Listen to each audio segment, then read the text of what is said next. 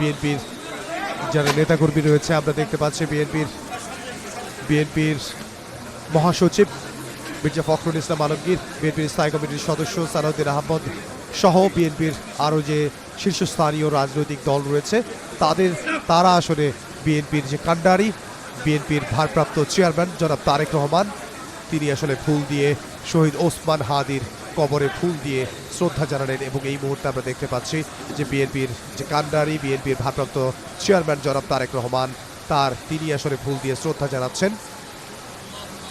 বাংলাদেশের বীর, খরজন্মা বীর, বাংলাদেশের রাজনীতিতে যিনি একটি আমূল পরিবর্তন এনেছেন এবং যিনি আমূল পরিবর্তন আনতে চেয়েছিলেন, যিনি ন্যায্যতার কথা বলতে যেয়ে শহীদ হয়েছেন, যিনি বাংলাদেশের গণমানুষের কথা বলতে যেয়ে শহীদ হয়েছেন, যিনি বাংলাদেশি জাতীয়তাবাদীর কথা বলতে যেয়ে শহীদ হয়েছেন, তিনি দিল্লি না পিন্ডি কারো কথাই তিনি বলতেন না, তিনি বলতেন বাংলাদেশের। এই মুহূর্তে আমরা দেখতে পাচ্ছি সেখানে দাঁড়িয়ে নীরবতা পালন করছেন বিএনপির ভারপ্রাপ্ত চেয়ারম্যান জনাব তারেক রহমান এবং তার পাশে অবস্থান করছেন বিএনপির ভারপ্রাপ্ত চেয়ারম্যান জনাব তারেক রহমান। এই মুহূর্তে আমরা দেখতে পাচ্ছি হাত তুলে শহীদ ওসমান হাদির আত্মার মাগফিরাত কামনায় দোয়া করছেন।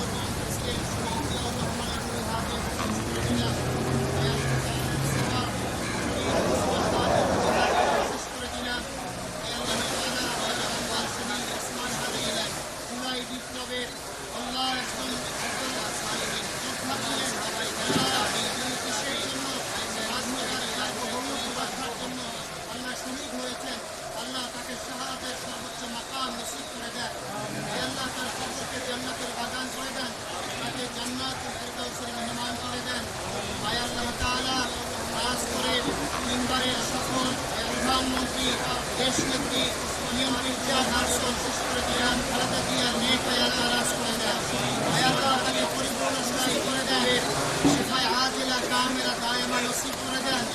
আল্লাহ তাআলা আমাদের বর্তমান বিএনপি যিনি ভারপ্রাপ্ত চেয়ারম্যান জনাব তারেক রহমানের নেক হায়াত আরাজ করে দেন।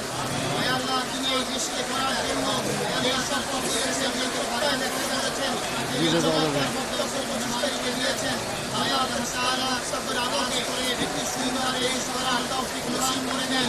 এই আল্লাহ তাআলা বিএনপি চেয়ারম্যান আল্লাহ এখানকার নেক হায়াত করার জন্য জনাব তারেক রহমানের সাথে আমরা ঐক্যবদ্ধ হয়ে শিফায়ে আজিলা কামিলা দায়েমা নসিব করে দেন। আল্লাহ তাআলা আমাদের আল্লাহ তাআলা এই চেয়ারম্যান এখানে তারেক রহমানের নেক হায়াত আরাজ করে দেন। আল্লাহ তিনি এই দেশকে করার জন্য এই সকল দিয়েছেন, যে কোথায় করেছেন আল্লাহ তার আলোকে একটি সুন্দর দেশ করার তৌফিক নসিব করে দেন। আল্লাহ তাআলা স্বাধীনতার সার্বভৌমত্ব রক্ষার জন্য জনাব তারেক রহমানের সাথে আমরা ঐক্যবদ্ধ হয়ে তাদের কাজ মিলিয়ে একটি সুন্দর দেশ করতে পারি, সেই তৌফিক নসিব করে দেন।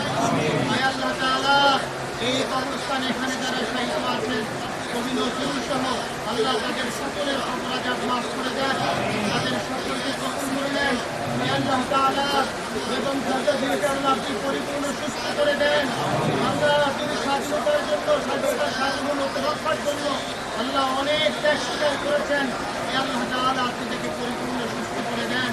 আল্লাহ ৭১-এর যারা যুদ্ধ করেছে, যারা আল্লাহ ২৪-এর জুলাই আন্দোলনে শাহাদাত বরণ করেছে, এভাবে যারাই শহীদ হয়েছেন তাদের সকলের দুই হাতই আমরা বকশিশ করে দিলাম।